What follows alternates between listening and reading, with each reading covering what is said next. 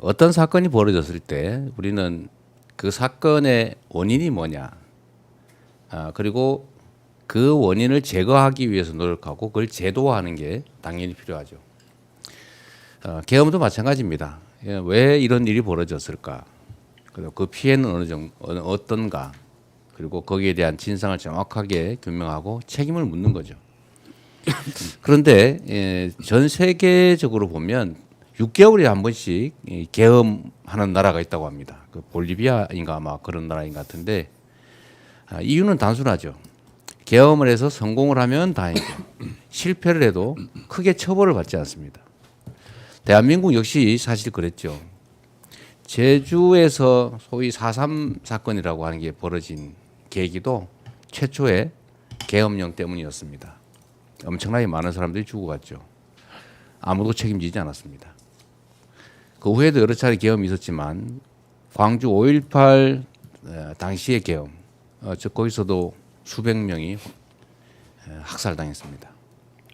그런데 그 계엄을 일으켰던 전두환 세력들은 정말 천수를 누렸죠. 잠깐 책임을 지긴 했습니다.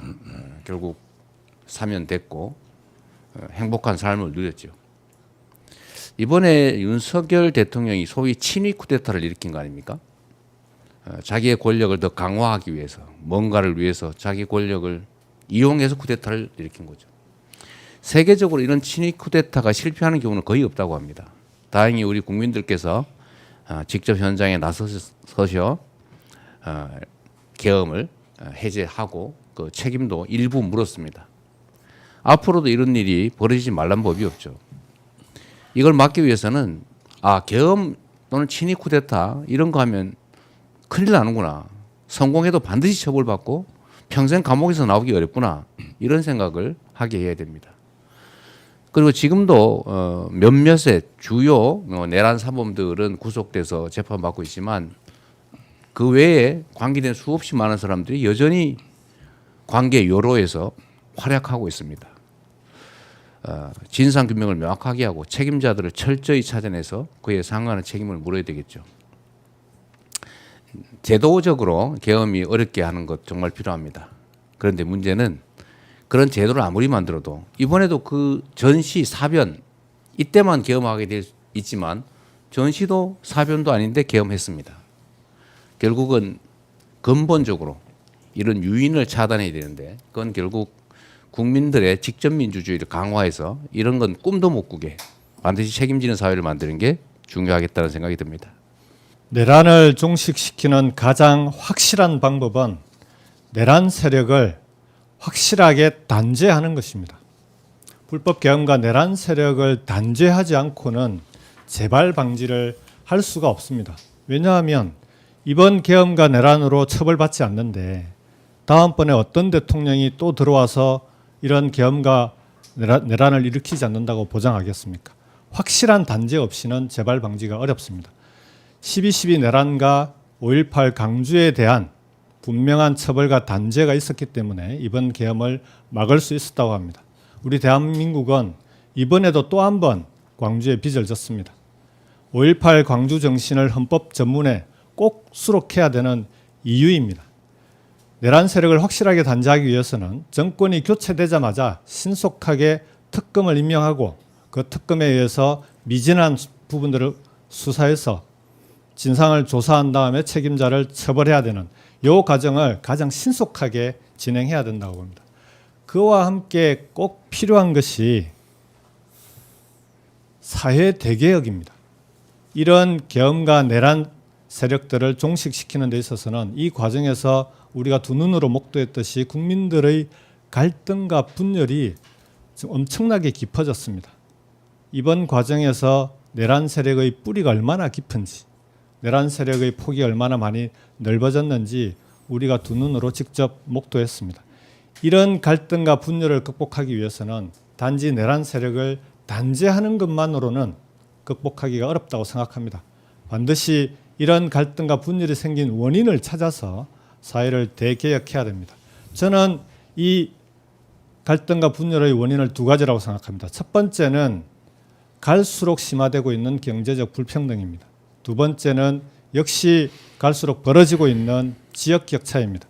경제적 불평등은 최소한 절대 빈곤만큼은 없는 나라를 만드는 그 점에서부터 출발하고 지역 격차는 말씀드렸던 5대 군역별 메가시티로 지역 격차를 해소해 나가야 합니다.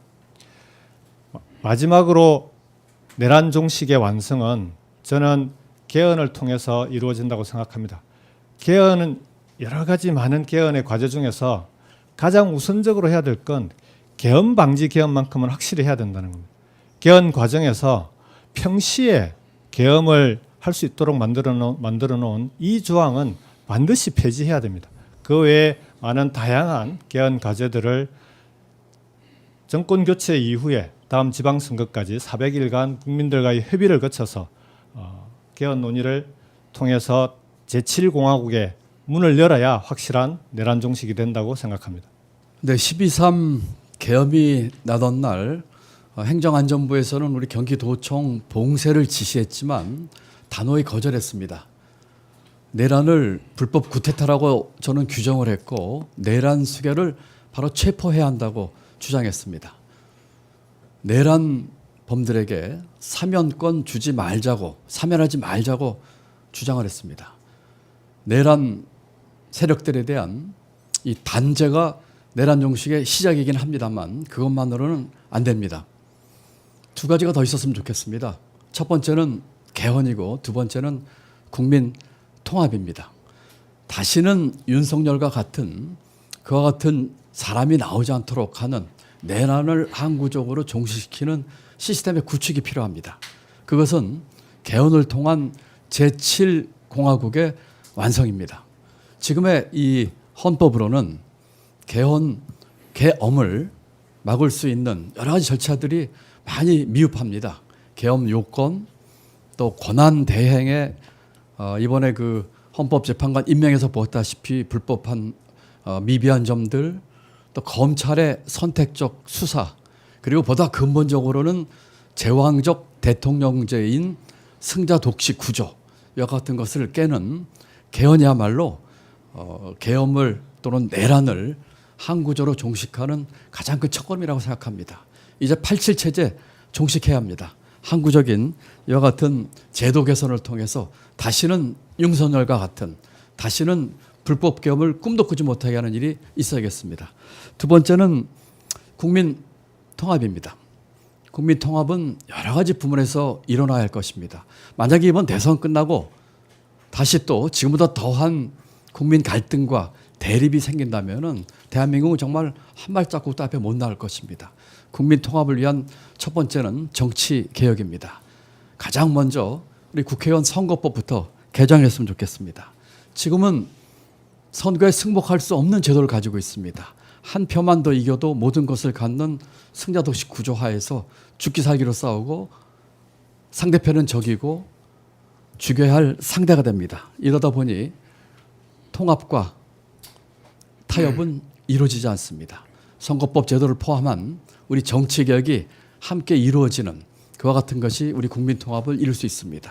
개헌을 통한 제7공화국의 완성, 선거제도와 각종 국회의원 특권 내려두기 등을 통한 정치개혁 이것이 함께 국민 통합을 이룰 때 항구적인 내란 종식 할 수 있다고 생각합니다. 임기 단축해서라도 그와 같은 일을 하겠다는 저 김동연 제가 반드시 해내겠습니다.